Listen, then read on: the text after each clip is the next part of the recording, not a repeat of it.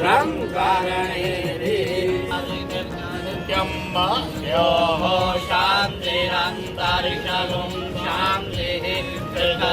हर हर गंगे जय मां गंगे।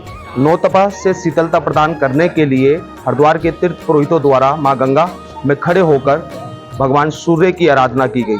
हमारे साथ मौजूद है तीर्थ पुरोहित उज्जवल पंडित जी। बहुत बहुत स्वागत है आपका तिलक पत्रिका पे। पंडित जी, जिस तरह से इतनी भीषण गर्मी देखने को मिल रही है और नौ तपा के 9 दिन सूरज अपनी तपिश से धरती को जला देते हैं, आपके द्वारा किस तरह से आराधना की गई? देखिए, निश्चित इस समय ग्रीष्म ऋतु का समय चल रहा है, भीषण गर्मी, और उसमें भी वो 9 दिन का समय जिस समय सूर्य अपनी प्रचंड तेज के प्रभाव में होता है।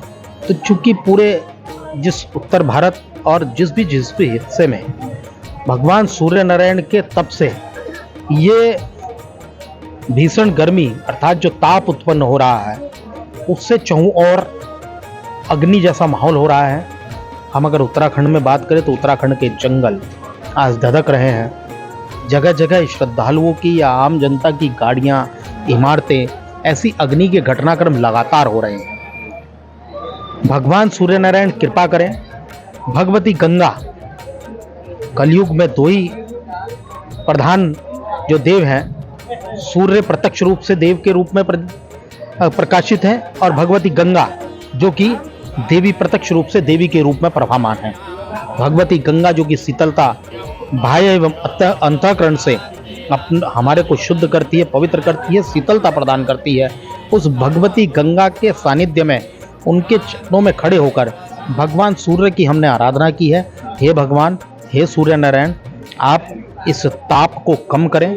आपके तप की जो अग्नि है उससे जो ये ताप बढ़ रहा है, ये जो पूरा माहौल एक प्रकार से गर्म हो गया है, और चूंकि हम लोग भारत में खड़े हैं, ये सनातन धर्म का भारत है, ये सनातन धर्म के कारण हम जो जिस बात का करते हैं, सर्वे भवन्तु सुखिनः सर्वे सन्तु निरामया सर्वे भद्राणि पश्यन्तु मा कश्चित्, अर्थात सभी लोग सुखी रहें, सभी लोग शुभता, सभी को शुभता प्रदान हो, हर चीज में अच्छा दिखे, शुभ दिखे, सबका स्वास्थ्य स्वस्थ रहे, ऐसी हम लोग जब कामना करते हैं, सनातन धर्म के लोग इस प्रकार की कामना करते हैं, तो हरिद्वार के तीर्थ पुरोहितों ने यह संकल्प लिया कि हम उसका आधार बनते हुए भगवती गंगा के सानिध्य में भगवान सूर्य नारायण से आग्रह करें, उनको प्रसन्न करें, उनके ताप का किस प्रकार से कम हो, इस प्रकार की जो प्रचंड अग्नि जो बरस रही है सूर्य की किरणों से, वो कम हो, भगवान सूर्य प्रसन्न हो।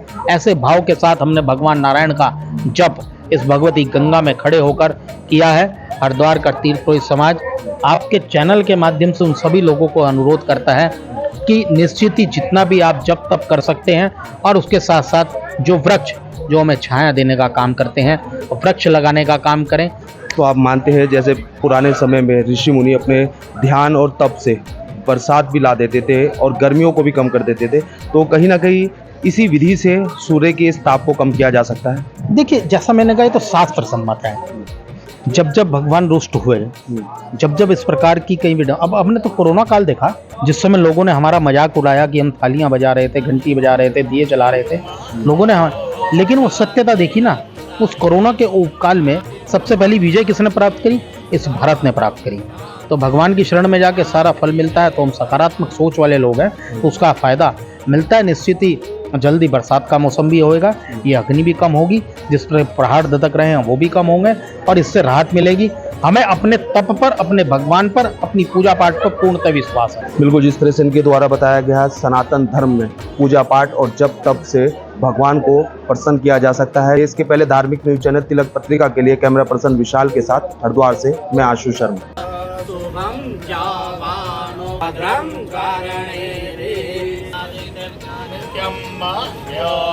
शांतिरंतरिक्षं